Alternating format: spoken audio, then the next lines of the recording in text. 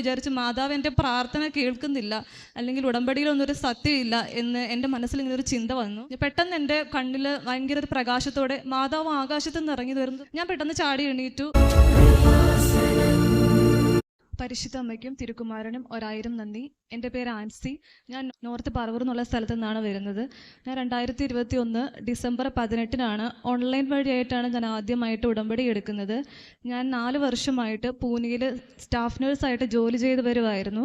ഞാൻ 2020 തൊട്ട് ഒരു അബ്രോഡിലേക്കെന്നുള്ള ജോലി എന്നൊരു സ്വപ്നമായിട്ട് ട്രൈ ചെയ്യുമായിരുന്നു. എനിക്ക് കൊറോണയൊക്കെ വന്നതുകൊണ്ടും ലോക്ക്ഡൗണൊക്കെ ആയതുകൊണ്ടും വേക്കൻസീസ് ഒന്നും വരുന്നില്ലായിരുന്നു. ഞാൻ പെട്ടെന്ന് തന്നെ എനിക്ക് ജോലി കിട്ടാൻ വേണ്ടിയിട്ട് ഞാൻ ഖത്തർ പ്രൊമറ്റ് പഠിക്കുകയും എനിക്ക് കിട്ടിയിരുന്ന തുച്ഛമായ സാലറി ഞാൻ അതിലേക്ക് ഇൻവെസ്റ്റ് ചെയ്ത് അങ്ങോട്ടേക്കുള്ള ഡാറ്റ ഫ്ലോ, എംബസി അറ്റസ്റ്റേഷൻ അതെല്ലാം ഞാൻ ചെയ്തു. സാമ്പത്തികമായി വളരെയധികം പുറകിൽ നിൽക്കുന്ന ഒരു ഫാമിലിയാണ് എൻ്റേത്. നന്നായി കടബാധ്യതകളും ഉണ്ട്. ഇതിൻ്റെ ഇടയ്ക്കാണ് ഞാൻ ഇതൊക്കെ ചെയ്യുന്നത്. എന്നിട്ടും ഞാൻ ഓരോ വേക്കൻസീസൊക്കെ അപ്ലൈ ചെയ്യും. എനിക്ക് ഇൻ്റർവ്യൂസിനൊക്കെ വളരെയധികം തടസ്സങ്ങളായിരുന്നു. എനിക്ക് ആ ഇൻ്റർവ്യൂ അറ്റൻഡ് ചെയ്താൽ എനിക്ക് കിട്ടുമെന്ന് എനിക്ക് ഉറപ്പാണ്. പക്ഷേ എനിക്ക് ആ ഇൻ്റർവ്യൂവിലേക്ക് റീച്ച് ആവാൻ പറ്റുന്നില്ലായിരുന്നു. ചിലപ്പം ഫസ്റ്റ് ഇൻ്റർവ്യൂ ഞാൻ പാസ്സാവും, സെക്കൻഡിലേക്ക് എനിക്ക് ആ സൈറ്റിലേക്ക് എനിക്ക് കയറാൻ പറ്റുന്നില്ല. ചിലപ്പോൾ എനിക്ക് അറബിക് ലാംഗ്വേജ് അറിയാത്തത് കൊണ്ട് എനിക്ക് ഓരോ വേക്കൻസീസ് കിട്ടുന്നില്ല. അങ്ങനെ ഓരോരോ തടസ്സങ്ങളായിരുന്നു. അങ്ങനെ ഞാൻ 2021 എൻ്റെ ജോലി റിസൈൻ ചെയ്ത് ഞാൻ വീട്ടിലേക്ക് വരികയാണ് ഡിസംബറിൽ. ആ സമയത്താണ് എൻ്റെ അമ്മയ്ക്ക് CSF റൈനേറിയ എന്ന് പറഞ്ഞിട്ട് ബ്രെയിനിലെ ഫ്ലൂയിഡ് മൂക്കിൽ കൂടെ ലീക്കാവുന്ന ഒരു അസുഖം വരുന്നത്.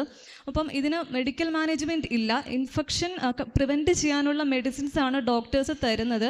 സർജിക്കൽ മാനേജ്മെൻ്റ് ആണ് ഇതിനാകെയുള്ളൊരു സൊല്യൂഷൻ. ഈ ഒരു സമയത്ത് സർജറി ചെയ്യാനുള്ള 1 രൂപ പോലും എൻ്റെ കയ്യിലില്ല. ഉണ്ടായിരുന്ന ജോലിയും ഞാൻ ഉപേക്ഷിച്ചു. അത്യാവശ്യം നല്ല കടങ്ങളും ഉണ്ട്. എന്താണ് ചെയ്യേണ്ടതെന്ന് അറിയില്ല. എനിക്ക് എന്നോട് തന്നെ വെറുപ്പ് തോന്നി. കാരണം ഏറ്റവും കൂടുതൽ ജോലി സാധ്യതയുള്ളൊരു പ്രൊഫഷനാണ് നേഴ്സ്. അത് ഞാൻ പഠിച്ചിട്ടും എനിക്ക് ഇത്ര എക്സ്പീരിയൻസ് ഉണ്ടായിട്ടും എനിക്കൊരു ജോലി പോലും കിട്ടുന്നില്ല. എന്താണെന്ന് എനിക്കറിയില്ല. അപ്പോഴാണ് എൻ്റെ അങ്കിളാണ് എന്നോട് പറയുന്നത്, നീ ഇങ്ങനെ കൃപാസനം എന്ന് പറഞ്ഞിട്ടൊരു പള്ളിയുണ്ട്, നീ അവിടെ പോയി ഉടമ്പടി എടുത്ത് പ്രാർത്ഥിക്കാൻ. ആ സമയത്ത് എന്താണ് ഉടമ്പടി എന്ന് എനിക്ക് അറിയില്ലായിരുന്നു. ഞാൻ യൂട്യൂബിലൊക്കെ സെർച്ച് ചെയ്ത് ഉടമ്പടിയെ പറ്റി റിസർച്ച് ചെയ്തു. അങ്ങനെയാണ് ഞാൻ ഓൺലൈൻ വഴി ഉടമ്പടി എടുക്കുന്നത്. ഞാൻ ഉടമ്പടിക്ക് മുന്നേ ഞാൻ ജപമാല ചൊല്ലി പ്രാർത്ഥിക്കുന്ന ഒരാളായിരുന്നില്ല. സമയം കിട്ടുമ്പോൾ പ്രാർത്ഥിക്കും, എന്നും പ്രാർത്ഥിക്കുമെങ്കിലും ജപമാല ചൊല്ലി പ്രാർത്ഥിക്കാറില്ലായിരുന്നു. ഉടമ്പടിയിൽ വന്നതിന് ശേഷം എൻ്റെ ആത്മീയ ജീവിതം വളരെയധികം ഇമ്പ്രൂവ്മെൻ്റ് ആണ് ഉണ്ടായിരുന്നത്. ഞാൻ സമ്പൂർണ്ണ ജപമാല ചൊല്ലി പ്രാർത്ഥിക്കാൻ തുടങ്ങി. എനിക്ക് എൻ്റെ ദിവസങ്ങളിൽ ഭൂരിഭാഗം സമയവും ഞാൻ പ്രാർത്ഥനയിൽ ചിലവാക്കി. ഉടമ്പടി ധ്യാനങ്ങൾ കൂടി പ്രാർത്ഥനയിലൂടെ ഞാൻ ദിവസങ്ങൾ കടന്നുപോയി. എന്നിട്ടും എൻ്റെ ആ സ്ട്രെസ്ഫുൾ സിറ്റുവേഷൻ ഒരു ഇമ്പ്രൂവ്മെൻറ്റും ഉണ്ടായില്ല. ഈ സമയത്ത് എൻ്റെ വിശ്വാസം എനിക്ക് കുറയുന്നത് പോലെ തോന്നി. ഞാൻ മനസ്സുകൊണ്ട് ഞാൻ വിചാരിച്ചു മാതാവ് എൻ്റെ പ്രാർത്ഥന കേൾക്കുന്നില്ല, അല്ലെങ്കിൽ ഉടമ്പടിയിലൊന്നും ഒരു സത്യമില്ല എന്ന് എൻ്റെ മനസ്സിൽ ഇങ്ങനെ ഒരു ചിന്ത വന്നു. ഞാനൊരു ദിവസം റൂമിൽ ഇങ്ങനെ കിടക്കുമായിരുന്നു. പക്ഷെ ഞാൻ ഉറങ്ങുമല്ലായിരുന്നു, എനിക്ക് നല്ല ഉറപ്പാണ്. പെട്ടെന്ന് എൻ്റെ കണ്ണിൽ ഭയങ്കര ഒരു പ്രകാശത്തോടെ മാതാവ് ആകാശത്ത് നിന്ന് ഇറങ്ങി വരുന്നത് പോലെ എനിക്ക് തോന്നി. ഞാൻ പെട്ടെന്ന് ചാടി എണീറ്റു. എന്നിട്ട് ഞാൻ വീണ്ടും ഇങ്ങനെ ഒരു 30 സെക്കൻഡ്സ് വീണ്ടും കണ്ണ് തുറന്നിരിക്കുമ്പോഴും വീണ്ടും ഇങ്ങനെ ആകാശത്ത് നിന്ന് മാതാവ് ഇറങ്ങി വരുന്നത് പോലെ എനിക്ക് തോന്നി. അതെനിക്ക് മാതാവ് തന്നൊരു മെസ്സേജ് ആയിട്ട് എനിക്ക് തോന്നി. എൻ്റെ ആ സമയത്തുണ്ടായിരുന്ന എൻ്റെ വിശ്വാസക്കുറവിനെ ഒന്ന് ദൃഢപ്പെടുത്താൻ വേണ്ടിയിട്ട് മാതാവ് എനിക്ക് പ്രത്യക്ഷപ്പെട്ടതാണെന്ന് ഞാൻ വിശ്വസിക്കുന്നു. അതിനുശേഷം വിത്തിൻ 1 വീക്ക് കുവൈറ്റിൻ്റെ MOH ഡെലിഗേറ്റ്സ് വന്ന് കണ്ടക്ട് ചെയ്യുന്ന ഒരു ഇൻ്റർവ്യൂ കൊച്ചിയിലുണ്ടായിരുന്നു. ഞാൻ ആ രാജ്യത്തേക്ക് പോകാൻ ഒന്നും തന്നെ പഠിച്ചിട്ടില്ല. ഞാൻ അവിടെ പോയി സത്യം പറഞ്ഞ ഒരു സീരിയസ്നെസ് ഇല്ലാണ്ടാണ് ഞാൻ ആ എക്സാം അറ്റൻഡ് ചെയ്യാൻ പോയത്. ആ ക്വസ്റ്റ്യൻസ് എല്ലാം വളരെയധികം ടഫായിരുന്നു. പക്ഷേ എനിക്ക് ആ എക്സാം ഈസി ആയിരുന്നു. ഓരോ ക്വസ്റ്റ്യൻസും ഞാൻ ആൻസർ ചെയ്യുമ്പോഴും എനിക്ക് വളരെയധികം ഈസി ആയിരുന്നു. എക്സാം കഴിഞ്ഞപ്പോൾ എനിക്ക് ഉറപ്പായിരുന്നു ഞാനത് പാസ്സാവും, എനിക്കത് കിട്ടുമെന്ന് എനിക്ക് ഉറപ്പായിരുന്നു. ഞാൻ എക്സാം കഴിഞ്ഞ് നേരെ ഇവിടെ വന്നാണ് പ്രാർത്ഥിച്ചത്. ഇവിടെ അമ്മ മാതാവിനോട് ഞാൻ മുട്ടിപ്പായിട്ട് പ്രാർത്ഥിച്ചു, ഇനി ഇവിടെ വരുവാണെങ്കിൽ എനിക്ക് സാക്ഷ്യം പറയാനുള്ള അവസരം തരണേ അമ്മ മാതാവേ എന്ന് ഞാൻ പ്രാർത്ഥിച്ചു. എൻ്റെ കടബാധ്യതകൾ, എൻ്റെ അമ്മയുടെ അസുഖം എല്ലാം ഭേദമാക്കാൻ സഹായിക്കണേ എന്ന് ഞാൻ പ്രാർത്ഥിച്ചു. അങ്ങനെ ഞാൻ ഇവിടെ നിന്ന് പോയി. നെക്സ്റ്റ് ഡേ എനിക്ക് ഓറൽ ഇൻ്റർവ്യൂ ഉണ്ടായിരുന്നു. ഇൻ്റർവ്യൂ ഞാൻ അറ്റൻഡ് ചെയ്തു. അന്ന് ആ ഇൻ്റർവ്യൂ എടുത്ത മനുഷ്യൻ എന്നോട് പറഞ്ഞത്, നിങ്ങൾ ഞങ്ങളുടെ ഹോസ്പിറ്റലിൽ അവിടെ വർക്ക് ചെയ്യാൻ അവിടെ ഉണ്ടാകും, റെഡി ആയിക്കോളൂ എന്നാണ് പറഞ്ഞത്. ഞാൻ അന്ന് തന്നെ എൻ്റെ സർട്ടിഫിക്കറ്റ്സ് എല്ലാം സബ്മിറ്റ് ചെയ്തു. വിസയ്ക്കുള്ള എല്ലാ പ്രോസസ്സിങ്ങും സ്റ്റാർട്ടായി. വിത്തിൻ 3 മന്ത്സ് ഞാൻ കുവൈറ്റിലേക്ക് പോവാണ്. May 3 ഞാൻ കുവൈറ്റിലേക്ക് പോയി. ഈ സമയത്ത് തന്നെ എൻ്റെ അമ്മയ്ക്ക് CSF റൈനേറിയ എന്ന് പറയുന്നത് കണ്ടിന്യൂസ് ആയിട്ട് മൂക്കിൽ നിന്ന് ഇങ്ങനെ വെള്ളം വരുന്ന ഒരു അസുഖമാണ്. ഒരിക്കലും അത് ട്രാവൽ ചെയ്യാനോ കൂടുതൽ ജോലികൾ, ഭാരപ്പെട്ട ജോലി ഒന്നും തന്നെ ചെയ്യാൻ പറ്റത്തില്ല. പക്ഷെ ഉടമ്പടി എടുത്ത് നേർച്ചവെപ്പും തേനും ഒക്കെ സ്ഥിരമായിട്ട് വിശ്വാസപ്രമാണം ചൊല്ലി ഉപയോഗിക്കുമായിരുന്നു. അതിനുശേഷം അമ്മയ്ക്ക് ആ ഒരു ഫോഴ്സ് വരുന്നത് വളരെയധികം കുറഞ്ഞു. ഇപ്പം കംപ്ലീറ്റ് ആയിട്ട് വരുന്നില്ല. എൻ്റെ കൂടെ ഇവിടെ ഞാൻ ബസ്സിനെ കൊണ്ടുവന്നിട്ടുണ്ട്. അത് കഴിഞ്ഞ് ഞാൻ അവിടെ ചെന്നിട്ടും കുവൈറ്റിൽ ചെന്നിട്ടും മെഡിക്കൽ ഒക്കെ കുറേ ഉണ്ടായിരുന്നു. അതെല്ലാം ഞാൻ കാശ് രൂപം വെച്ചിട്ടാണ് ഞാൻ ഓരോ മെഡിക്കൽ ടെസ്റ്റിനും പോയത്. എനിക്ക് വളരെ പേടിയായിരുന്നു മെഡിക്കലെല്ലാം ഫിറ്റ് ആവുമോ എന്നൊക്കെ. പക്ഷെ അതെല്ലാം പാസ്സായി. അങ്ങനെയും ജോലിയിൽ ഡിലേ ആയപ്പം ഞാൻ ഒരു ദിവസം ഇങ്ങനെ ഉടമ്പടി ധ്യാനം കൂടിക്കൊണ്ടിരുന്ന സമയത്താണ് എനിക്ക് ചൊവ്വാഴ്ച ദിവസം അന്ന് എനിക്ക് ഇൻഫർമേഷൻ കിട്ടുവാണ് ഇന്ന് ഉച്ചയ്ക്ക് ജോലിക്ക് കയറണം എന്ന് പറഞ്ഞിട്ട്. അങ്ങനെ ഞാനിപ്പം അവിടെ ജോലിക്ക് കയറി 9 മന്തേ ആയിട്ടുള്ളൂ. ആ ചുരുങ്ങിയ സമയം കൊണ്ട് എനിക്ക് നല്ലൊരു സാലറിയിൽ എനിക്ക് ജോലി കിട്ടി. എൻ്റെ കടബാധ്യതകളെല്ലാം തന്നെ എനിക്ക് വീട്ടാൻ സാധിച്ചു. ഇന്ന് എനിക്കിപ്പോൾ 1 രൂപ പോലും 75% എൻ്റെ കടബാധ്യതകളെല്ലാം എനിക്ക് വീട്ടാൻ സാധിച്ചു. ഇവിടെ വന്ന് സാക്ഷ്യം പറയാനും സാധിച്ചു. അമ്മ മാതാവിനും തിരുക്കുമാരനും 1000 നന്ദി. അതുകൂടാതെ അമ്മയ്ക്ക് സർജറി ഇനി മൂക്കിൽ നിന്ന് വെള്ളം വരുവാണെങ്കിൽ മാത്രം ചെയ്താൽ മതി. ഇപ്പോൾ ഒരു കുഴപ്പവും ഇല്ല. ഇത്രയും വലിയ അനുഗ്രഹം തന്ന അമ്മ മാതാവിനും തിരുക്കുമാരനും 1000 നന്ദി. എൻ്റെ വീടിൻ്റെ പണി മുടങ്ങിപ്പോയത് അതെല്ലാം എനിക്ക് പൂർത്തിയാക്കാൻ ഈ ചുരുങ്ങിയ സമയം കൊണ്ട് എനിക്ക് സാധിച്ചു. 1000 നന്ദി. ആദ്യമായി തന്നെ ഈ പുണ്യഭൂമിയിൽ ഈ അൾത്താരയിൽ കൃപാസനം മാതാവ് ജീവനോടെ പ്രത്യക്ഷപ്പെട്ട ഈ അൾത്താരയിൽ സാക്ഷിയായി ഉയർത്തിയതിന് കോടാനുകോടി നന്ദി. യേശുപ്പച്ചനും പരിശുദ്ധ അമ്മ മാതാവിനും നന്ദി, സ്തുതി, ആരാധന, മഹത്വം, ഹൃദയത കോടാനുകോടി അർപ്പിക്കുന്നു. എൻ്റെ പേര് അൽഫോൻസ. എൻ്റെ മോള് റെയ്ന സോനു. ഞങ്ങൾ ഗുജറാത്തിൽ നിന്ന് വരുന്നു. കഴിഞ്ഞ 35 വർഷമായിട്ട് ഞങ്ങൾ സെറ്റിൽഡാണ് അഹമ്മദാബാദിൽ. ഞാൻ അവിടെ നഴ്സിംഗ് സൂപ്രണ്ടൻ്റായിട്ട് ഒരു കോർപ്പറേറ്റ് മൾട്ടി സൂപ്പർ സ്പെഷ്യാലിറ്റി ഹോസ്പിറ്റലിൽ വർക്ക് ചെയ്യുന്നു. ഒരു 350 നേഴ്സസ് എൻ്റെ അണ്ടറിലുണ്ട്. ഞാൻ അവർക്കെല്ലാവർക്കും ഉടമ്പടിയുടെ കാര്യങ്ങൾ പറഞ്ഞ് അവരെ ഉടമ്പടിയിലേക്ക് നയിച്ചു കൊണ്ടിരിക്കുന്നു. ആദ്യമായി ഞാൻ ഉടമ്പടി എടുത്തത് 2019 മാർച്ച് 4 ആണ്. ഉടമ്പടി ഞാൻ അറിഞ്ഞത് ഒരു ഓമന എന്ന് പറഞ്ഞ ഒരു ചേച്ചിയിൽ നിന്നാണ്. ആ ചേച്ചി, ഞാൻ വളരെ എൻ്റെ മോളെക്കുറിച്ച് വളരെ വിഷമിച്ചുകൊണ്ടിരിക്കുമ്പോൾ ആ ചേച്ചി എന്നോട് പറഞ്ഞു, ആലപ്പുഴ കൃപാസനത്തിൽ ഉടമ്പടി എന്ന ഒരു സംഭവമുണ്ട്, അത് പാലിക്കാൻ പറ്റുമെങ്കിൽ അത് പോയി എടുത്താൽ ദൈവം മാതാവും ഒത്തിരി നിങ്ങളെ സഹായിക്കും എന്ന് പറഞ്ഞു. അത് കേട്ടപാടെ മാർച്ച് 3 ഞാൻ അറിയുന്നു ഉടമ്പടിയെക്കുറിച്ച്. മാർച്ച് 4 വെളുപ്പിനുള്ള ഫ്ലൈറ്റിന് ടിക്കറ്റ് ബുക്ക് ചെയ്ത് ഞാനും മോളും ഇവിടെ എത്തി. അന്ന് മോൾക്ക് 11-12 വയസ്സുള്ളൂ. അന്ന് മുതൽ ഇന്ന് വരെ ഞങ്ങൾ ഉടമ്പടി എടുത്ത് ഉടമ്പടി പുതുക്കി ഉടമ്പടിയിൽ ജീവിക്കുന്ന വ്യക്തികളാണ്. ഉടമ്പടിയിൽ ആദ്യമായിട്ട് ഞാൻ ഉടമ്പടി എടുത്തപ്പോൾ ആദ്യമായി വെച്ചത് എൻ്റെ മോൾക്ക് വേണ്ടിയാണ്. കാരണം 1.5 വയസ്സുള്ളപ്പോൾ അവളുടെ പപ്പ നഷ്ടപ്പെട്ടതാണ്. അപ്പോൾ അവൾക്കത് ഭയങ്കര വിഷമമായിരുന്നു. അവൾ ആ വിഷമം എന്നോട് പറയുമ്പോൾ എനിക്കത് സഹിക്കുക വയ്യായിരുന്നു. സ്കൂളിൽ ചെല്ലുമ്പോൾ ബോത്ത് പാരൻസ് മീറ്റിങ്ങിന് വരും, ഞാൻ മാത്രമേ മീറ്റിങ്ങിൽ വരാറുള്ളൂ. അപ്പോൾ കൊച്ചു ചോദിക്കും, വൈകിട്ട് വരുമ്പോൾ മമ്മ എന്നെ മോള് അമ്മാന്ന് എന്നെ വിളിച്ച് തുടങ്ങിയപ്പോൾ ഞാൻ അവളെ ആദ്യം പഠിപ്പിച്ചത് സങ്കീർത്തനം 91 ഒരു ദിവസം ഒരു വാക്ക് വെച്ച് ഞാൻ കൊച്ചിനെ അത് പഠിപ്പിച്ചു. കൊച്ച് ശരിക്കും സംസാരിക്കാറായപ്പോൾ സാം 91 ഫുൾ ബൈ ഹാർട്ടായി. അത് കഴിഞ്ഞിട്ട് സാം 23 അതും ഞാൻ പഠിപ്പിച്ചു. സാം 121 അതും കുഞ്ഞിനെ പഠിപ്പിച്ചു. 3 ബൈ ഹാർട്ടായി. ഞാൻ പറഞ്ഞു, മോളുടെ പപ്പ യേശുപ്പച്ചനാണ്, മോള് ഇത് വെച്ച് പ്രാർത്ഥിക്കുക, മോളുടെ എല്ലാ ദുഃഖവും മാറ്റും, അമ്മ മാതാവിനെ മുറുകെ പിടിക്കുക.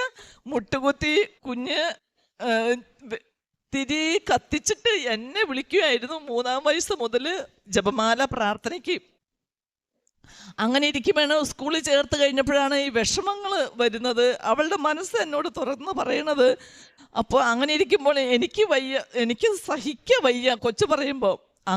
അങ്ങനെ ഓടിച്ചാടി ഒരു കാന്ത ആകർഷിക്കുന്ന പോലെയാണ് ആദ്യമായി ഞാൻ ഉടമ്പടി കേൾക്കുമ്പോഴുള്ള എനിക്കുണ്ടായ ഒരു അട്രാക്ഷൻ.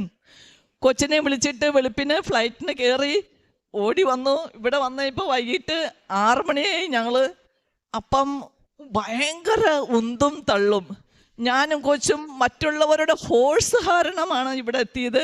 ഞങ്ങൾ നടന്നല്ല വന്നെന്ന്. നടക്കാനുള്ള സ്ഥലമില്ല, ഒരു ഇട പോലും ഇല്ല. ഏതോ ഒരു വ്യക്തിയിലൂടെ ഫോൺ വിളിച്ച് പറഞ്ഞ് ഉടമ്പടി എടുക്കാനായിട്ട് അറേഞ്ച് ചെയ്ത് അങ്ങനെ ഞങ്ങൾ മാർച്ച് 4 ഉടമ്പടി എടുത്തു. അന്ന് മുതൽ ഇന്ന് വരെ ഉടമ്പടി പുതുക്കി ഉടമ്പടിയിലാണ് ഞങ്ങൾ ജീവിക്കുന്നത്. ഈ കഴിഞ്ഞ ഒക്ടോബർ ഈ വർഷം 2025 ഫെബ്രുവരിന് കൊച്ചിന് 18 വയസ്സായി. അപ്പം കുഞ്ഞിനെയും കൊണ്ട് ഞാൻ ഉടമ്പടി എടുപ്പിച്ചു. എൻ്റെ താഴെ വർക്ക് ചെയ്യുന്ന നേഴ്സുമാർ ഒത്തിരി പേരെ ഉടമ്പടി എടുപ്പിച്ചു. എൻ്റെ വീട്ടുകാരെ ചേച്ചിമാരെ ഉടമ്പടി എടുപ്പിച്ചു. എനിക്കറിയാവുന്ന ഒത്തിരി ആൾക്കാരെ ഇവിടെ വന്ന് ഉടമ്പടി എടുത്തിട്ടുണ്ട്. അവർ ഉടമ്പടിയിലാണ് ജീവിക്കുന്നത് ഇന്നും. പിന്നെ ഞാൻ ഉടമ്പടിയിൽ വെക്കാത്ത കാര്യമാണ് എനിക്ക് വിദേശത്ത് പോയി ജോലി ചെയ്യുക എന്നുള്ളത്. ആദ്യമേ ആഗ്രഹം ഉണ്ടായിരുന്നു, പക്ഷെ അന്നൊന്നും നടന്നില്ല. അപ്പം ഉടമ്പടി എടുത്ത് 1 മാസം കഴിഞ്ഞപ്പോൾ ഉടമ്പടി ഉടനടി പരിഹാരം എന്ന പോലെ എൻ്റെ ജീവിതത്തിൽ ഇത് മാംസമായി ധരിച്ചു. അതായത് ഞാൻ വർക്ക് ചെയ്തുകൊണ്ടിരിക്കുമ്പോൾ തന്നെ വെസ്റ്റ് ആഫ്രിക്ക കോങ്കോ കിൻഷാസ എന്ന സ്ഥലത്ത് ഒരു നഴ്സിംഗ് സൂപ്രണ്ടിൻ്റെ വേക്കൻസി ഉണ്ട്. 1000 ബെഡിൻ്റെ ഹോസ്പിറ്റലാണ്. 550 നേഴ്സുമാരുണ്ട്. അപ്പം ഇവരെ ലീഡ് ചെയ്യുക, ഇവർക്ക് ട്രെയിനിങ് കൊടുക്കുക, ഇതാണ് എൻ്റെ റെസ്പോൺസിബിലിറ്റീസ്. അങ്ങനെ വിതിൻ 2 വീക്സ് എനിക്ക് വിസ വന്നു, ഇമിഗ്രേഷൻ ശരിയായി, എല്ലാം ടൈം ഷോർട്ടനിങ്. അച്ഛൻ കൃപാസനം അച്ഛൻ പറയുന്നത് പോലെ ടൈം ഷോർട്ടനിങ്ങിൻ്റെ ഒരു അനുഭവം എനിക്ക് ഉടമ്പടി എടുത്തു കഴിഞ്ഞപ്പോൾ വിതിൻ 2 വീക്സിൽ എനിക്ക് അനുഭവപ്പെട്ടു. ഞാനത് അങ്ങനെ വിതിൻ 1 മന്ത് വെസ്റ്റ് ആഫ്രിക്കയിൽ പോവുകയും ചെയ്തു, എൻ്റെ കുഞ്ഞിൻ്റെ അനുവാദത്തോടെ. അന്ന് വരെ ഞങ്ങൾ ഒരിക്കലും അകന്നും ജീവിച്ചിട്ടില്ല. ആദ്യമായിട്ടാണ് കുഞ്ഞിനെ കോൺവെൻറ്റ് സ്കൂളിൽ ഹോസ്റ്റലിൽ വെച്ചിട്ട് ഞാൻ പോയത്. അവിടെ ചെന്ന് 1 മാസം കഴിഞ്ഞപ്പോൾ കുഞ്ഞിന് ഭയങ്കര വിഷമം, എന്നെ കാണണമെന്നുള്ളത്, എനിക്കും അവളെ കാണണമെന്നുള്ളത്. അങ്ങനെ ഞാൻ അവിടുത്തെ സിഇഒനോട് പറഞ്ഞു.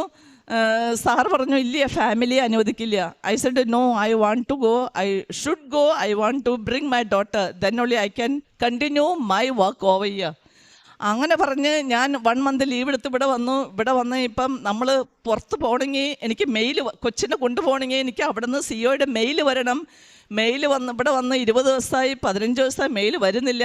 പിന്നെ ഒരു 10 ദിവസത്തിന് മുൻപ് ഞാൻ ഇവിടെ വന്ന് കുഞ്ഞിനെയും കൊണ്ട് അച്ഛനെ ഈ അൾത്താരയിൽ കൊച്ചിനെ പ്രാർത്ഥിപ്പിച്ചു. ഞാൻ അച്ഛനോട് കാര്യങ്ങൾ പറഞ്ഞു. അച്ഛ, ഇതാണ് സംഭവം. അപ്പം അച്ഛൻ പ്രാർത്ഥിച്ചിട്ട് പറഞ്ഞു, സാക്ഷി പറയാൻ വന്നോളാൻ പറഞ്ഞു. അങ്ങനെ അച്ഛൻ്റെ പ്രാർത്ഥന കഴിഞ്ഞ് അവിടെ എത്തുന്നതിന് മുൻപേ എനിക്ക് മെയിൽ വന്നു, your daughter you can bring, permission is granted. അങ്ങനെ കുഞ്ഞിനെ കൊണ്ടുപോയി അവിടെ ചെന്ന് ഇന്ന് ഞങ്ങൾ ചെന്നു, നാളെ ലോക്ക്ഡൗൺ പ്രാപിച്ചു കോവിഡ് കാരണം. അപ്പം ലോക്ക്ഡൗൺ 6th മന്തിൽ ഫുൾ കംപ്ലീറ്റ് ഫ്ലൈറ്റ് എല്ലാം ബന്ധായി. അപ്പോൾ അത് ഭയങ്കര ഒരു മഹാ അത്ഭുതമാണ്. കാരണം ഞങ്ങൾ അന്ന് ചെന്ന് പിറ്റേ ദിവസം ലോക്ക്ഡൗൺ ആയി. അപ്പോൾ ആ കറക്റ്റ് മോമെൻറ്റിൽ ടൈം ഷോർട്ടനിങ് ചെയ്ത് മാതാവ് ഞങ്ങളെ ഒത്തിരി സഹായിച്ചു. അങ്ങനെ ഞാനും കുഞ്ഞും അവിടെ എത്തി. കുഞ്ഞിനവിടെ 9th സ്റ്റാൻഡേർഡിൽ അഡ്മിഷൻ എടുത്തു പഠിക്കാൻ. അങ്ങനെ പഠനം തുടങ്ങി. പിന്നെ കോവിഡ് കുറേ ആയി. ഇപ്പം ഒത്തിരി ഇന്ത്യൻസ് ഡോക്ടേഴ്സ് ഉൾപ്പെടെ കുറേ പേര് മരിച്ചു. അങ്ങനെ ഞങ്ങളെല്ലാവരും ഇങ്ങോട്ട് തിരിച്ചു വന്നു. 2021 ഞാൻ ഇങ്ങനെ പ്രാർത്ഥിച്ചു. ഉടമ്പടി പുതുക്കാൻ വേണ്ടി വന്നപ്പോൾ ഇവിടെ 2 സിസ്റ്റേഴ്സ് ഈ അൾത്താരയിലെ ജപമാല ചൊല്ലി പ്രാർത്ഥിക്കുക. ഞാൻ പറഞ്ഞു, അമ്മേ മാതാവേ, എനിക്കും കുഞ്ഞിനും ഒരു നന്മ നിറഞ്ഞ മറിയം ഈ അൾത്താരയിൽ കയറി ചൊല്ലാനുള്ള ഭാഗ്യം തരണമേന്ന്. അങ്ങനെ പ്രാർത്ഥിച്ചിട്ട് പോയി. 2 ആഴ്ച കഴിയുമ്പോൾ അച്ഛൻ അനൗൺസ്മെൻറ്റ് ചെയ്യുന്നു, ആഗോള ജെറിക്കോ പ്രെയർ ഇവിടെ നടത്താൻ പോകുന്നു. പല പല ഭാഷകളിൽ ആഗ്രഹമുള്ളവർ ബന്ധപ്പെടുക എന്ന് പറഞ്ഞൊരു നമ്പർ തന്നു. ഞാൻ ആ നമ്പറിൽ ബന്ധപ്പെട്ടു. എന്നെ മോളെ അവർ വിളിച്ചു. ഞങ്ങളിവിടെ ഗുജറാത്തി, ഹിന്ദി, ഇംഗ്ലീഷ്, ഫ്രഞ്ച് 4 ഭാഷകളിൽ 212 നന്മ നിറഞ്ഞ മറിയവും പരിശുദ്ധ മറിയവും 20 സ്വർഗസ്ഥനായ പിതാവും 4 വിശ്വാസ പ്രമാണവും ഈ അൾത്താരെ കയറി ഞാൻ ചൊല്ലി. ഞാനും മോളും ഒരു നന്മ നിറഞ്ഞ മറിയമാണ് ഞാൻ ചോദിച്ചത്, ഒരു പരിശുദ്ധ മറിയമാണ് ഞാൻ ചോദിച്ചത്. അമ്മ ഞങ്ങൾക്ക് 2 പേർക്കും, നിങ്ങൾക്ക് യൂട്യൂബിൽ ചോദിച്ച് അടിച്ച് നോക്കിയാൽ അറിയാം, 2021 ആഗോള ജെറിക്കോ പ്രാർത്ഥനയിൽ 212 നന്മ നിറഞ്ഞ മറിയും പരിശുദ്ധ മറിയും 20 സ്വർഗസ്ഥനായ പിതാവും 4 വിശ്വാസ പ്രമാണവും ഈ അൾത്താരെ കയറി ഞങ്ങൾ പല ഭാഷകളിൽ ചൊല്ലി. ഫ്രഞ്ച് അറിയാമോ? കൊന്ത ചെല്ല അറിയാമോ? ഞങ്ങൾ പറഞ്ഞു, ഞങ്ങൾക്ക് ഫ്രഞ്ച് കുറച്ച് അറിയാം സംസാരിക്കാൻ. പക്ഷെ കൊന്ത ഞങ്ങൾ ഇതുവരെ ചൊല്ലിയിട്ടില്ല. അപ്പം എന്നോട് കൊച്ചിനോട് പറഞ്ഞു, എന്നാ നിങ്ങൾ ഫ്രഞ്ച് ആദ്യം ചൊല്ലിക്കോ. അപ്പം ഞാൻ പറഞ്ഞു, ഫ്രഞ്ചോ? ആ. അപ്പം ഞങ്ങൾ വേഗം യൂട്യൂബിൽ നോക്കി ഫ്രഞ്ച് കൊന്ത എഴുതിയെടുത്ത് ഞങ്ങൾ ഫസ്റ്റ് ഡേ ഫ്രഞ്ച് ചൊല്ലി. ഫ്രഞ്ച് ജപമാല ചൊല്ലി പുറത്തിറങ്ങിയപ്പോൾ നമ്മുടെ ബഹുമാനപ്പെട്ട ഡോക്ടർ VP ജോസഫ് അച്ഛൻ, ഈ 21st സെഞ്ച്വറിയിലെ പ്രവാചകനായ ജോസഫ് അച്ഛൻ ഞങ്ങളോട് പറയാണ്, കൊള്ളാം മക്കളേന്ന്. ഇത് കേട്ടപ്പോൾ എൻ്റെ കൊച്ചിന് എനിക്കും ഭയങ്കര പ്രോത്സാഹനമായിരുന്നു, ഭയങ്കര ധൈര്യമായിരുന്നു. അച്ഛൻ ഞങ്ങളോട് അങ്ങനെ പറഞ്ഞല്ലോ, അറിയാൻ പാടില്ലാത്ത ഭാഷയിൽ ഞങ്ങൾ ജപമാല ചൊല്ലി ഇവിടെ അമ്മയ്ക്ക് കാഴ്ച വെച്ചപ്പോൾ അച്ഛൻ ഞങ്ങളെ അപ്രിഷ്യേറ്റ് ചെയ്ത് ഞങ്ങൾക്ക് ഭയങ്കര ഒരു പ്രോത്സാഹനവും ഉത്തേജനവുമായിരുന്നു. അന്നത്തെ വ്യൂ തന്നെ 55,000 പീപ്പിളായിരുന്നു ആ വീഡിയോ കണ്ടത്. രണ്ടാമത്തെ സാക്ഷ്യം, എൻ്റെ മോൾക്ക് പപ്പയില്ലാത്തതിൻ്റെ വിഷമം. ഉടമ്പടി എടുത്തു കഴിഞ്ഞപ്പോൾ അമ്മമാതാവ് എൻ്റെ മോളെ കൂടെ പൊതിഞ്ഞ് ഈശോ അമ്മയുടെ തിരുഹൃദയത്തിൽ ഈശോയോട് ചേർത്ത് പിടിച്ചാണ് നടത്തിയിരിക്കുന്നത് ഈ നിമിഷം വരെ വിശുദ്ധിയിൽ. യേശു ജ്ഞാനത്തിലും പ്രായത്തിലും ദൈവത്തിൻ്റെയും മനുഷ്യരുടെയും പ്രീതിയിൽ വളർന്നതുപോലെ എൻ്റെ മോളെ അമ്മമാതാവ് ഇന്നും യേശുവിനെ പഠിപ്പിച്ചതുപോലെ ജ്ഞാനത്തിലും പ്രായത്തിലും അറിവിലും ദൈവത്തിൻ്റെയും മനുഷ്യരുടെയും പ്രീതിയിൽ എൻ്റെ മോളെ വിശുദ്ധിയിൽ വളർത്തുന്നു. അതുപോലെ തന്നെ ഞങ്ങൾ ഉടമ്പടി പ്രാർത്ഥന മെഴുകുതിരി വെച്ച് പ്രാർത്ഥിക്കുമ്പോൾ അമ്മമാതാവ് പലതവണ ഞങ്ങളുടെ തിരിയിൽ പ്രത്യക്ഷപ്പെട്ടിട്ടുണ്ട്. ഇതാ ഫോട്ടോ, ഒന്നല്ല പലതവണ. ഇതെൻ്റെ 10ാമത്തെ പുതുക്കലാണ്. ഞങ്ങൾ ഉടമ്പടിയിലാണ് ജീവിക്കുന്നത്. പണ്ട് എന്നെ വിളിച്ചുകൊണ്ടിരുന്നത് മാതാവിൻ്റെ ഒരു ഫാനാണ്. ഇന്ന് എന്നെ വിളിക്കുന്നത് മരിയൻ മിഷണറി എന്നാണ്. ഞാൻ ഇവിടുന്ന് ഓരോ പ്രാവശ്യം ഉടമ്പടി പുതുക്കി പോകുമ്പോൾ ഗുജറാത്തി, ഇംഗ്ലീഷ്, ഹിന്ദി, മലയാളം പത്രങ്ങൾ കെട്ടുകളായി വാങ്ങി നോർത്ത് ഇന്ത്യൻ ഗുജറാത്തികളുടെ ഇടയിൽ ഗുജറാത്തി പത്രവും ഹിന്ദി പത്രവും കൊങ്കൺസിൻ്റെ ഇടയിൽ ഇംഗ്ലീഷ് പത്രവും വിതരണം ചെയ്ത് ഒരു യേശുവിനെ അറിയാത്തവരെ അറിഞ്ഞവരെ ആഴപ്പെടുത്തിയും അറിയാത്തവരെ അറിയിച്ചു കൊടുത്തും യേശു ക്രിസ്തുവാണ് ഏക രക്ഷകനെന്ന് അവരെ വിശ്വസിപ്പിച്ച് ഞങ്ങളുടെ സാക്ഷ്യം അവർക്ക് പറഞ്ഞു കൊടുത്ത് ഞങ്ങൾ ഇന്ന് ജീവിക്കുന്നു. പിന്നെ ഞങ്ങളുടെ ഹോസ്പിറ്റലിൽ, ഞാൻ വർക്ക് ചെയ്യുന്ന ഹോസ്പിറ്റലിൽ ഭയങ്കര പൊളിറ്റിക്സാണ്. അത് എങ്ങനെ തരണം ചെയ്യണമെന്ന് എനിക്കറിയില്ല.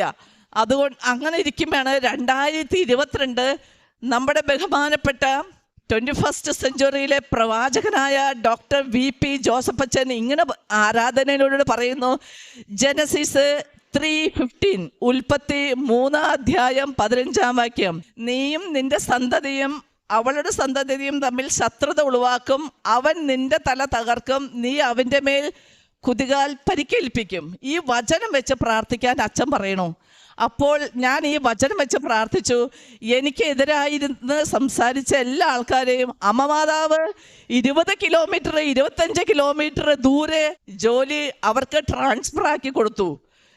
ഞാൻ വർക്ക് ചെയ്യുന്ന പ്ലേസിൽ നിന്ന് അവർ റിസൈൻ വെച്ച് വേറെ ഓർഗനൈസേഷനിൽ മാറ്റി താമസിപ്പിച്ചു, ജോലി കൊടുത്ത് അവരെ അവിടെ നിന്ന് മാറ്റി എന്നെ ഫ്രീ ആയിട്ട് വർക്ക് ചെയ്യാൻ അനുവദിച്ചു.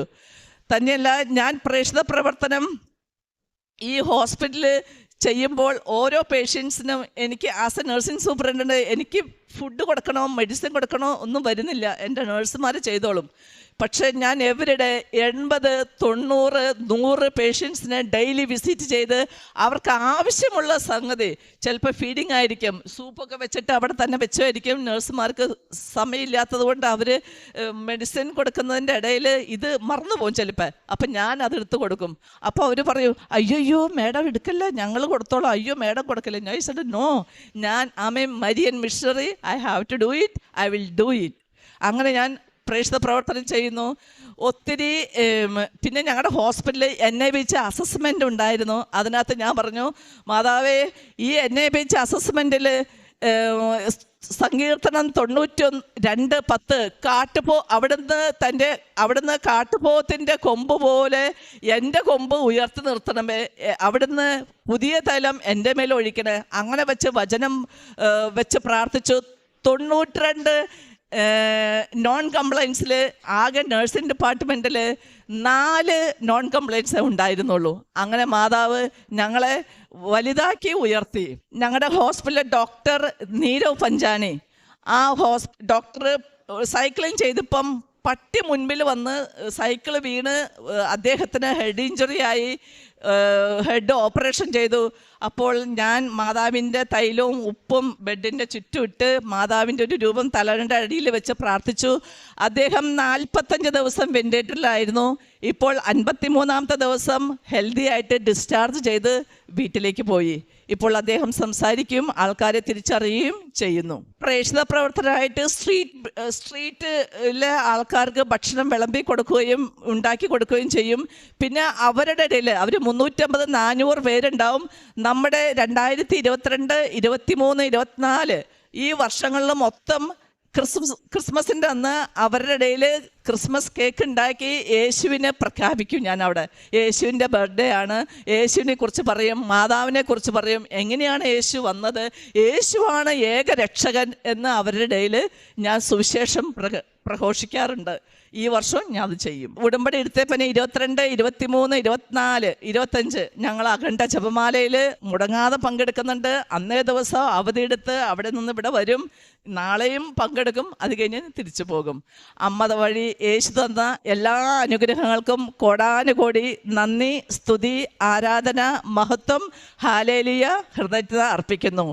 പിതാവായ ദൈവത്തിൻ്റെ നിത്യസ്നേഹം, പുത്രൻ്റെ കൃപ, പരിശുദ്ധാത്മാവിൻ്റെ സഹവാസം എന്നെ കേൾക്കുന്ന നിങ്ങളിലും ഞങ്ങളിലും നമ്മുടെ എല്ലാവരുടെ നിയോഗങ്ങളിലും ജോസഫ് അച്ഛനിലും ഇവിടെയുള്ള എല്ലാ ടീം അംഗങ്ങളിലും സമർത്ഥമായി ഉണ്ടാകട്ടെ എന്ന് പ്രാർത്ഥിച്ചുകൊണ്ട് എൻ്റെ ഈ ഉടമ്പടി സാക്ഷ്യം നിർത്തുന്നു. ഇനിയും ഞാൻ വരും സാക്ഷ്യം പറയാൻ. ഞങ്ങൾ ഉടമ്പടി എടുത്ത് ആഫ്രിക്കയ്ക്ക് പോയി. അപ്പോൾ അവിടെ ലോക്ക്ഡൗൺ ആയ കാരണം പള്ളിയിൽ പോകാൻ പറ്റിയില്ല, ഒന്നും ചെയ്യാൻ പറ്റിയില്ല, യേശുവിനെ സ്വീകരിക്കാനും പറ്റില്ല. അപ്പം ഞാൻ 3 മണിക്ക് എഴുന്നേറ്റ് പ്രാർത്ഥിച്ച് ഭയങ്കരമായിട്ട് കരച്ചില്ല. അമ്മേ, ഉടമ്പടി എടുത്തിട്ട് എനിക്ക് യേശുവിനെ സ്വീകരിക്കാൻ പറ്റുന്നില്ലല്ലോ, എന്താ ചെയ്യേണ്ടത്? അപ്പം ഈ എന്നോട് പറയാണ്, അമ്മയ്ക്ക് പ്രാന്തുണ്ടോ? ലോക്ക്ഡൗൺ ആയ സമയത്ത് ആരെങ്കിലും പള്ളി തുറന്ന് അമ്മയ്ക്ക് യേശുവിനെ തരോ? അങ്ങനെ പറഞ്ഞു. ഇവളെന്നെ കളിയാക്കി. അപ്പം ഞാൻ പറഞ്ഞു, ഇല്ലടി, മാതാവ് തരും നമുക്ക്. അങ്ങനെ ഇരിക്കെ 11 മണിയായപ്പോൾ ഏതോ ഒരു അച്ഛൻ ഒരു മനുഷ്യൻ്റെ കയ്യിൽ 10 ഓസ്തി കൊടുത്ത് വിട്ടിരിക്കുന്നു. ഈ ഹോസ്പിറ്റലിൽ വർക്ക് ചെയ്യുന്ന നഴ്സിംഗ് സൂപ്രണ്ടിനെ കൊടുക്കാൻ പറഞ്ഞ്. എൻ്റെ മാതാവിനെ, ഇതിലും വലിയ അത്ഭുതം എന്തോ ഉള്ളേ? സ്വപ്നത്തിൽ ഞാൻ രാത്രി 3 മണിക്ക് എഴുന്നേറ്റ് യേശുവിന് വേണ്ടി ദാഹിച്ച് പ്രാർത്ഥിക്കുമ്പോൾ പകല് 11 മണിയായപ്പോൾ ഇതാ യേശുവിനെ സ്വീകരിക്കാൻ പറഞ്ഞ് ഏതോ ഒരു അച്ഛൻ നഴ്സിംഗ് സൂപ്രണ്ടിന് കൊടുക്കാൻ പറഞ്ഞ് ഈ ഹോസ്പിറ്റലിൽ കൊടുത്തയച്ചേക്കണു 10 ഓസ്തി. അതിനകത്ത് എഴുതി വെച്ചിരിക്കുന്നു, ഒരു മനസ്താപ പ്രകരണം, ഒരു വിശ്വാസ പ്രമാണം, സ്വർഗസ്ഥനായ പിതാവ് ജപമാല ചൊല്ലിയിട്ട് തിരി കത്തിച്ചു വെച്ചിട്ട് നിങ്ങൾ യേശുവിനെ സ്വീകരിക്കുവിൻ എഴുതി വെച്ചിരിക്കുക. ഇന്നും അറിയില്ല അച്ഛൻ ഏതാന്ന്. അങ്ങനെ ഒരു അത്ഭുതം ഉണ്ടായി. ഞങ്ങൾ എന്നിട്ട് പരിശുദ്ധ കുർബാന ഉപയോഗിച്ചത് അവിടെയുള്ള 550 നേഴ്സസ് ഉണ്ടല്ലോ, അവിടുത്തെ ആഫ്രിക്കൻ നേഴ്സസിനെയും മലയാളി നേഴ്സസിനെയും ഇന്ത്യൻ നേഴ്സസിനെയും ക്രിസ്ത്യൻസിനെയും എല്ലാവരും വിളിച്ചു കൂട്ടി. അവിടെ ഞാൻ ആദ്യം തന്നെ ഒരു കഞ്ഞിയും ചമ്മന്തി ഉണ്ടാക്കി. ഈ ജപമാല ചൊല്ലി കഴിഞ്ഞ് ഞങ്ങൾ അച്ഛൻ പറഞ്ഞതുപോലെ ആ കുറിപ്പിൽ ഇട്ടതുപോലെ തന്നെ മനസ്താപ പ്രകരണം ചൊല്ലി, വിശ്വാസ പ്രമാണം, സ്വർഗസ്ഥനായ ജപമാല ചൊല്ലി, തിരി കത്തിച്ചു വെച്ച് 2 തിരിയും, പച്ചത്തിരിയും നീലത്തിരിയും കത്തിച്ചു വെച്ച് ഞാനാണ് എല്ലാവർക്കും ഡിസ്ട്രിബ്യൂട്ട് ചെയ്തത് തിരുവോസ്തി. അത് കഴിഞ്ഞിട്ട് എല്ലാവർക്കും കഞ്ഞിയും പയറും ചമ്മന്തിയും കൊടുത്തു. അത് ഭയങ്കര ഒരു അത്ഭുതമായിരുന്നു. അത് ഇപ്പോഴും ചിന്തിക്കുമ്പം കോരിത്തരിക്കുക. ഭയങ്കര അത്ഭുതം. എല്ലാവരും ഭയങ്കരമായിട്ട് വിശ്വാസത്തിൽ വന്നു. അന്ന് ആഫ്രിക്കയിലെ ഒരു പ്രത്യേകതയുണ്ട്, അവർ മെഡിസിൻ കഴിക്കില്ല. ബൈബിള് എല്ലാവരുടെ തലവരുടെ അടിയിലുണ്ടാവും. അപ്പോൾ ബൈബിള് വെച്ചിട്ട് ഈ മെഡിസിൻ അവർ താഴെ ഇടും. ഈ പ്രാർത്ഥന കഴിഞ്ഞപ്പോൾ അവർ മെഡിസിനും കഴിക്കാൻ തുടങ്ങി, ബൈബിളും പ്രോപ്പറായിട്ട് വായിക്കാൻ തുടങ്ങി. അമ്മയിൽ വിശ്വാസമില്ലാതിരുന്ന എല്ലാവരും അമ്മയിനെ വിശ്വസിച്ച് ജപമാല ചെല്ലാൻ തുടങ്ങി. യെശയ്യാ 54:13 കർത്താവ് നിന്റെ പുത്രരെ പഠിപ്പിക്കും, അവർ ശ്രേയസ് ആർജിക്കും. യേശുവിൽ പ്രിയമുള്ളവരെ, അൽഫോൻസ ഗുജറാത്തിൻ്റെ സാക്ഷ്യം നമ്മോട് പറഞ്ഞത്, പരിശുദ്ധമ്മയെ സ്നേഹിക്കുന്നവരെ പരിശുദ്ധമ്മ കൈവിടാതെ താങ്ങിക്കൊണ്ട് നടക്കുന്നതിനെക്കുറിച്ചാണ്. തൻ്റെ മോൾക്ക് അപ്പനില്ലാതെ ഇരുന്ന വിഷമങ്ങളിലെല്ലാം സങ്കീർത്തനം 91 ഓരോ വാക്കുകളും പറഞ്ഞു പഠിപ്പിച്ചു. അവളെ തൻ്റെ ഈശോയാണ് തൻ്റെ പിതാവെന്ന് പഠിപ്പിച്ചു കൊടുത്തു. ഒരമ്മ ചെയ്തു കൊടുത്തതാ. അങ്ങനെ കുഞ്ഞിനെ ധൈര്യപ്പെടുത്തി നിന്റെ ഈശോയാണ് നിന്റെ പിതാവെന്ന്. അങ്ങനെ ആ കുഞ്ഞ് വളരെയധികം സന്തോഷത്തോടു കൂടി ജീവിക്കുന്നു. എന്നാൽ അമ്മയാകട്ടെ ഓരോ മേഖലകളിലും ഉയർന്നുയർന്നു വരികയാണ്. ആദ്യമെല്ലാം മാതാവിൻ്റെ ഫാനായിരുന്നു. പിന്നീടോ മരിയൻ മിഷണറിയായി. ഇതാ അമ്മ കൊടുക്കുന്നത്. മരിയൻ മിഷണറി ആയപ്പോൾ അമ്മ വച്ചടി കയറ്റമാണ് കൊടുക്കുന്നത്. എല്ലാവരും പരിശുദ്ധ കുർബാന സ്വീകരിക്കുന്നുണ്ടല്ലോ. ആഫ്രിക്കയിലാണ് താമസം. എനിക്ക് സാധിക്കുന്നില്ലല്ലോ അമ്മ എന്ന് പറഞ്ഞു കരഞ്ഞപേക്ഷിച്ചപ്പോൾ ഒരു രാത്രി 3 മണിക്ക് എണീറ്റാണ് പ്രാർത്ഥിക്കുന്നത്. കോവിഡ് കാലമായതുകൊണ്ട് പരിശുദ്ധ കുർബാന കിട്ടുന്നില്ലല്ലോ എന്നുള്ള വിഷമത്തിൽ അമ്മ പ്രാർത്ഥിച്ചപ്പോൾ പിറ്റേ ദിവസം ഒരു വൈദികൻ 10 ഈശോയുടെ ശരീരം കൊടുത്തു വിടുകയാണ്. അതവർ മനസ്താപ പ്രകടനം ചൊല്ലിയും വിശ്വാസ പ്രമാണം ചൊല്ലിയും സ്വർഗസ്ഥനായ പിതാവ് ചൊല്ലിയും അവിടെയുള്ള നേഴ്സന്മാരെ കൂടി വിളിച്ചുകൂട്ടി അവർക്ക് ഒരു ഓസ്തി എടുത്ത് മുറിച്ച് ചെറിയ ചെറിയ പീസായിട്ട് കൊടുത്തു. അങ്ങനെ അവർക്ക് ആ 10 ഓസ്തി തീരുന്നത് വരെ പരിശുദ്ധ കുർബാന ഈശോയെ സ്വീകരിക്കാൻ വലിയ അനുഗ്രഹം കിട്ടി. ഇതാ പരിശുദ്ധ കുർബാന ഏറ്റവും വലിയ പ്രാർത്ഥനയാണ്. ജപമാല ഓരോ മണികളും ചൊല്ലുമ്പോൾ നമ്മൾ അമ്മ മാതാവിൻ്റെ കയ്യിൽ പിടിക്കും. എന്നാൽ ജപമാല ചൊല്ലിത്തീരുമ്പോൾ അമ്മ നമ്മുടെ കയ്യിൽ പിടിക്കും. ഇതാണ് പരിശുദ്ധ അമ്മ കൊടുക്കുന്ന ഗിഫ്റ്റ്. അമ്മ വഴി ഈശോ കൊടുത്ത വലിയ കൃപയാണ് ഇവർക്ക്. നമുക്ക് മനുഷ്യകരങ്ങളിലല്ല കർത്തൃകരങ്ങളിലാണ് നമ്മെ തന്നെ അർപ്പിക്കാം.